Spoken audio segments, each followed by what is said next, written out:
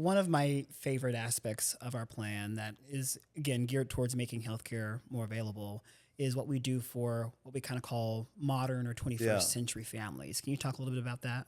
Yes. Again, I'll pull out my broken record once again and say we're building on the structure of the ACA. The ACA allowed young adult kids to stay on their parents' plans, which really hit a gap that young adults were falling off coverage because they couldn't afford it on their own and the options were really poor.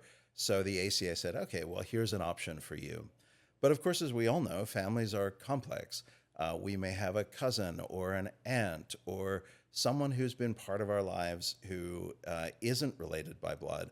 All of those sorts of things are part of our definition of family. Hmm. And so, what this policy says is that just as you can enroll other family members in your coverage, so too you can enroll this broadened definition of family, not in an unlimited way, not with a free tap, but you can, in fact, if you have coverage as an individual, you can enroll an additional person in your coverage. They will pay, but at least it gives them a really strong substantive way to get coverage.